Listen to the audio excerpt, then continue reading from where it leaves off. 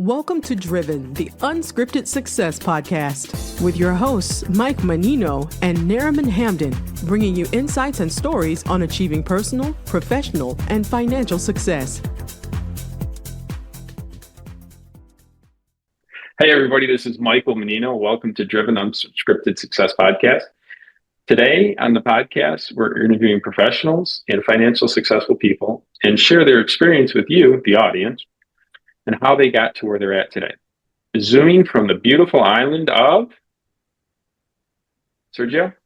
Oh, I'm not on an island, but Naples, Florida, which is a big peninsula. It's almost an island. It's close enough. This is Sergio DeCesare, one of the most successful people I talked about. He has a very unique story coming up, and if you could do me a favor, just introduce yourself. Tell us, where you started and where you're at today, and Sure. Just share with the people. Sure, not a problem. So my name is Sergio, obviously. Company is Max Business Profits. I've been in operation since about 2015.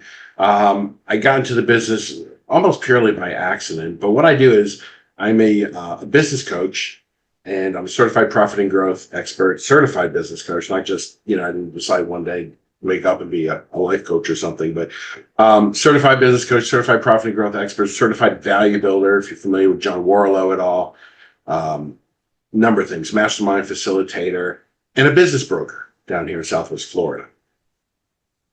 Awesome. What's the name of your, is Max Businesses Max Business Profit. Max Business Profit. Is that the company that you sell companies, right? I do sell businesses, and it's That's awesome. The DBA for the business of Community Commerce Partners. So yeah, I am a certified broker here in Florida, active. I actually met with a person today wanting to sell their business. So awesome. That's great. I did sell a business a while ago. We have a flipping company in Michigan, and we sold half of it to a friend of ours, and he runs the place. And I'm in South Carolina right now, where I don't have to picking up the check, right? I'm just collecting checks, and that's kind of what we're looking for. Yeah, just hanging out, picking up checks. We love it. That's a business. Yeah, that's a business, and it works out great. Everybody wins. In every business I've ever been in, I want everybody to win. There's always money to be made. Let's cut up the pie evenly, and then if everybody's happy, let's move on. And what that seems to do for us is it really brings other people together because they like that model. I'm sure you do the exact same thing. I try. There's, in business, there's a lot of competition, especially in the space that you do. What sets you apart? What comes easy to you that other people really struggle with? That's kind of easy. And most of the business coaches and stuff I know, they're almost one-trick ponies. I've actually come from running, operating, and selling my own businesses, so none of this is theory to me. I have 4 platforms that my business is built upon, and these are what I've decided over the years of doing what I do and working in my own business are the most important things. The first one is messaging, and this is a big one because most of my clients, the number one thing I'm working with them on is messaging. And they say, well, don't you mean marketing? I go, no, messaging, because if your message sucks, I don't care where you put it. I don't care if it's on Facebook. I don't care if you got it on a billboard. I don't care. Doesn't matter. If the message isn't resonating with the people you mean to serve, you got a problem there. Second platform, financial understanding, right? They got to know their numbers. They got to know their profit margin. It's amazing how many times I speak to business owners. I say, well, what's your biggest selling item and what's the margin on that? Oh, I don't know. I'm going to have to look that up for you. If you're not walking around with that in your head, not knowing what you're making on your stuff, you may not have full control of your business, right? But a lot of times, it's simple things like they don't know the difference between margin and markup, and there's a huge difference. And I teach this in one of my workshops, and when I do that, I've had people leave the room, call their people, and say, "Oh, we've been doing this wrong. We're doing markups. Let's do this right and get the right margin on these things." Right. The third thing is processes, systems, innovations. Most of these business owners we're dealing with, where's your system? Oh, no. That's the worst place you can have it, in your head. If it's not written, if it's not documented, if you get hit by the big yellow bus and you can't go into work tomorrow, someone needs to know what the hell's going on. Right. Right? And then lastly, it's mindset. It's understanding that you are capable. It's understanding that you do deserve the success because, and I don't know about you, Michael, you're Italian like me, but we grew up being told that, at least I was, that money doesn't grow on trees. Right? No, well, you don't need that. We can't afford that, right? So you start developing this negative mindset toward money that it's really hard to get, right? And the rich people got it because they stole it or something like that. There are many of my clients I have to say, okay, we got to move away from that. Money's not hard to get. Money is just a transfer of energy. Mm-hmm. It's a transfer of value. Yep. And if you're given value in your business, there's no reason why you're not making it. Right. Right. So those are the four platforms of what I do. And of course, being an exit strategist, a certified exit strategist, I want my people to have a business that at some point in time, they can sell that business, monetize it, and live happily for the rest of their lives. Right. Passive income. Yep. Well, and even if you got a lump sum for your business tomorrow for $1 million, how would you live out the rest of your life? You'd be pretty happy, right? If you didn't squander it. Right. We'll get to that in a minute. I always help, in, professional life, where you start off, where you're going, and where your goals are, and where you get to. Sure. You're jumping ahead, my friend. Just tell the story. There you go. There's if someone listening to us now wants to get better at what you're doing and how you're doing it, what would you suggest, and what tips would you give them? Are we talking about a business owner or are we talking about another coach? Well, they're both pretty interchangeable, right? So let's go with both. Let's start with the business owner. Well, the business owner needs to understand what problem he solves, where to find the people who need that problem solved. And unfortunately, most business owners are marketing or messaging toward the 1% of the people who are buying now.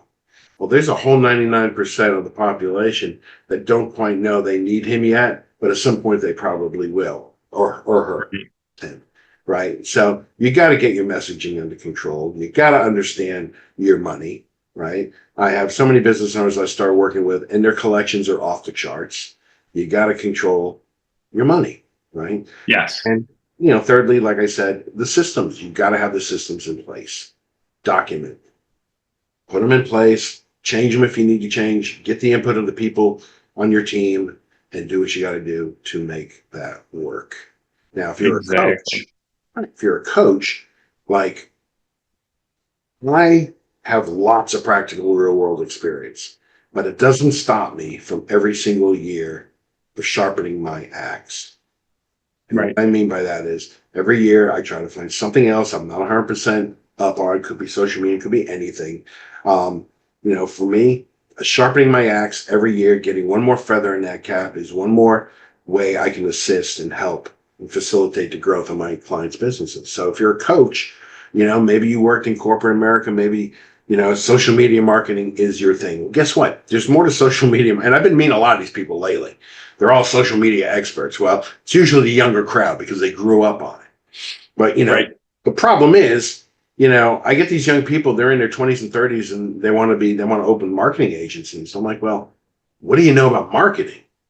Talk to me about what you know about marketing. Marketing is not just social media. That's just a tactic, right? Mm-hmm. It's a vehicle. Yeah. But if you don't understand human beings and how they react and how they respond to things, right. You're never going to understand marketing. What percent of the people, this is a little bit off topic where I was going, but how many people that you coach in business really understand their business? That's kind of a loaded question in a way, only because they're very good at their skill sets. Right. Everybody typically is. Right. But as far as understanding the sales process or the closing process or systematizing, sometimes you got, there are some clients I can show examples to and they get it right away. There are others I have to walk them through it, hold their hand and say, look, here's a process. Perfect the process. I'm not somebody who believes in managing people. You don't manage people. You manage systems. You manage processes. Because the people come and go, right? Everybody is replaceable, or everybody should be replaceable. But if you got a system and all somebody's got to do is pick up the manual and go, okay, this happened. What do I do? This comes next. This comes next. This comes next. Close. Money in the bank. And, of course, when you get paid, that's not the end of it. And this is something else I teach my people. Just because you got paid doesn't mean that's the end of your marketing, and it doesn't mean that, okay, you're on to the next. Try not to be transactional. Stay with these people. You follow up with them. It's amazing how many of my clients I have them call. Like, I have a landscaper. This guy cuts lawns and does, all that stuff around here. I said, you got like 400 people on your list and you're cutting lawns for half of them. When was the last time you spoke to any of them outside of sending them the invoice for the mow? Oh, well, I don't know. I haven't talked to anybody new and anybody old in a long time. It's just new prospects, right? Going through the new prospect stuff. I go, okay, we're going to do an exercise. Today we're going to sit down. We're going to go through A's. We're going to call everybody in your contact base. You're going to reintroduce yourself. Ask if you're doing a good job. Let them know if there's anything you could do differently and see if they need anything. Dude, I didn't get to number 5 on the list before the guy had 3 jobs lined up. Right. Yeah, it's just communication and connections. You just stay with your connections and look for more. One of the greatest advice a coach gave me was I wasn't even being coached by him at the time. He goes, we're in multifamily and looking for investors. And he said, just change the verbiage, just the verbiage of what you say. Before I would say something like, hey, we're multifamily, we're investing in multifamily. Would you like to make double-digit returns and pay less in taxes and not do anything, true passive income? And he goes, yeah, that's good. But why don't you tell everybody up front the benefits? Hey, listen, this is a double-digit returns. You pay less in taxes, and it's true passive income. You don't do anything. Do you know anybody that'd be interested in that? Now you're not asking them to write. Right. See, right. I'm not trying to sell to you. I'm trying to sell to other people. Right. But then that sounds great. First me, and then later on when you show them how to do that, then other people come. It was really, that's a perfect example of what business owners do, because they talk about the features instead of the benefits. Right. Like longer battery life. Well, okay, fabulous. Why don't we say why that's a great idea to have longer battery life, right? Right. I get you. And the question I had about what percent of people really understand the business they're in, and I've noticed it's sometimes I hate to say lucky in business. They put the storefront up at the right spot at the right time. Sure. Happens. Well, and it's when I do my workshops, one of the things I tell people, I go, you know what? You're all in the same business, regardless of what skill set you have. Okay. And that's solving a problem for somebody. It's a problem somebody's got that they don't want. And hopefully you've got the solution. Right. Exactly. And it's a people business. No matter what you do, is a people business, unless you're trading cryptos. Right. Unless you're trading cryptos, people don't do business with social media profiles. They don't do business with, posts or things online or websites. They don't. At the end of the day, someone's going to actually have a conversation with them, talk about their needs, talk about their wants, and provide a solution. And I think a lot of business owners in this day and age have moved away from all that. And they think, oh, well, it used to be when I was in IT, we used to be like, hey, build a website, right? Build it and they will come. Well, we know that's not true. Because the problem is building a sand on the beach. Right. So build a website, they will come. Well, nobody knows it's there. Number one. Right. Number two, maybe the message on the website, again, sucks. Right? I love your verbiage. Well, it's true. I like to It is true. But, in my early days, I had people doing SEO for some of my customers, and they would call up and complain and say, you know what? I don't think your service is working. Well, why? Well, I haven't sold anything. Well, here's the traffic report. You're getting triple the traffic you had before you started working with me. I don't think it's us. Right. This is not a us problem. We got to work on you. Yeah, I can help you with the message. Oh, no. This is what it is. We're good. This is what I'm trying. Okay, all right. But mind you, we're doing. But The parameters aren't set correctly. yeah, in this digital day and age, everybody believes that the internet is going to work for them without them having to be involved in the process. And it just isn't that way. No. Unless you have a product that is not replicated by other people. Hey, if you're selling widgets and your widget is cheaper as the guy next to you who has the same widget, okay. Then you're looking at do well. Then you're looking at volume, right? Got to do volume. Right. But if you're competing, my clients are in the top 10% of price when they're working with me. I don't let my people do discounting. Discounting is a bad word in my practice. We don't do it. Nice. We don't do so it. What is Sergio, what is one of the biggest challenges you had to overcome in your career? What is, there's always the hurdle or obstacle. Is it the 2008, 2024? Well, I mean, what I do works regardless of economic conditions. Okay. Either, at some point it's going to pick up or it's going to slow down. It's just the way it ebbs and flows. There's seasons in life, there are seasons in business. But like the biggest problem I found that I have to get through is getting in their heads. Getting in their head, helping them understand, yes, you can do this. Perfect example. I have a lot of women who work with me and they're like, you know what? I'm just not good at numbers. Mm-hmm. Well, guess what? You're going to be really good with them by the time I'm done with you. It's get all big and they're like terrified. And I'm like, no.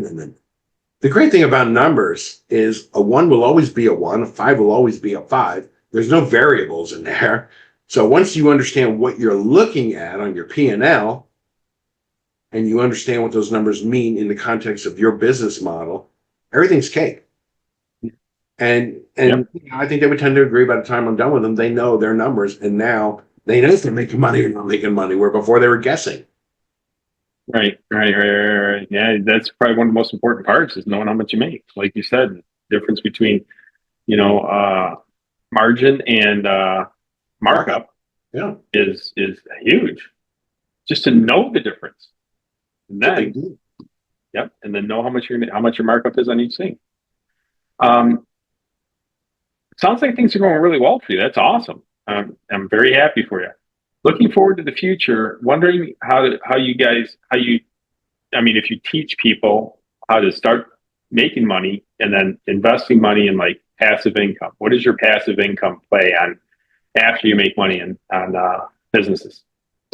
Well, I like businesses. So, I'm in the process right now of starting a bookkeeping business with a partner because I got tired of giving referrals to other bookkeepers. And quite honestly, you can probably throw a rock and hit one anywhere, but most of them are terrible. From a business coach and a business consultant standpoint, when I need the numbers and you're giving me numbers and the reports are incomplete because you didn't finish it, I have a problem with that. So, starting a bookkeeping and we're hoping to acquire maybe some other bookkeeping firms down here. But, I also have a model that I've been rolling out that I just started rolling out. It's called a consulting for equity model. I am going to partner with select businesses if they want to exit in the next year or two, that I become a partner of sorts in their business, helping them raise the multiple for sale. And then in the end, I'll get a piece of equity. They'll get way more than they thought they were going to get before they met me. And then in the end, they're going to get a bigger chunk and I'm going to get a smaller chunk. There you go. So they'll make more money and I call it a win-win-win situation. Well, I got tired of making money for other people. Completely understandable. Well, listen, I can't thank you enough for your time. We're wrapping up. I wanted to wonder what your plans are for the future. What excites you? What are you going for the next 6 to 12 months? Well, I think what I just told you about the consulting for equity and actually starting some service companies that are real service companies that can help guys like me help the client a little bit better. So you're going to take the Home Depot approach. So Home Depot was selling all this material and parts, and then now they're buying the companies that make the material and parts. So it minimizes their expenses. That's brilliant. I like that. So that if you, instead of referring, a bookkeeper and accountant, you just have the bookkeeper and accountant there. Sure. All in one exclusive. That's absolutely awesome. That's a great business model. I like that. Listen, Sergio, thank you very much for everything. Appreciate your time and your insights on your tips, especially what you do, because a lot of people don't know you can sell your business. A Oh lot of yeah. people don't understand that. Well, and I'll Good. say this one last thing is if you're not considering at some point getting out of your business and exiting, maybe now's the time to start thinking about that. Because after all, I mean, you don't need a job. You need something that you can monetize at the end of the day, right? You're 60 years old or you're 59, 72. I don't care what it is, right? We got a whole bunch of baby boomers now who are going to be coming out of the market. And the problem is a lot of them didn't prepare for it. A lot of them are kind of like, well, yeah, I'll just close my doors. Why would you do that? Why Right. not take Makes no your sense. experience, Sell it. that business, package it up, understand what a buyer's looking for, get a guy like me to package it up for you before you put it on the market. And then when you put it on the market, it's boom, boom, boom. And I'll tell you one further thing. The businesses I've worked for, I've done valuations with. Many of them were my clients before they sold their business. And they've all gotten their price. Nice. Very nice. That's hard to do. So did you have to coach them? You had to coach them through what to do to get their business to where they needed to be, to get the number they were looking for. Get the number they were looking for. Right. That's awesome. Well, listen, man, this segues right into what we're looking for. Why don't you just, thank you for sharing tips and insight. We do appreciate it. Why don't you tell us how anybody if they want to sell their business, how to get in touch with you? Very easy. maxbusinessprofits.com. Mm-hmm. You can also Google my name, Sergio DeCesare. There's a lot of stuff out there on me. And of course, you can call me direct at 239-580-7408. Awesome. Well, I can't thank you enough for your time and effort and wisdom. That's what we're trying to show people is how, this show will show people that you can sell a business. I'm pretty sure I would say 50% of business owners don't even sell it. That's interesting. That's actually scary. It is scary. It's horrifying. I had a couple businesses I didn't know I could sell. Wow. It's horrifying if you don't even know you can do it. Well, let's see if we can change that. Sounds good. We'll let everybody go. Thank you very much. And Sergio, I can't thank you enough for your time. Take care, guys. Bye, Mike.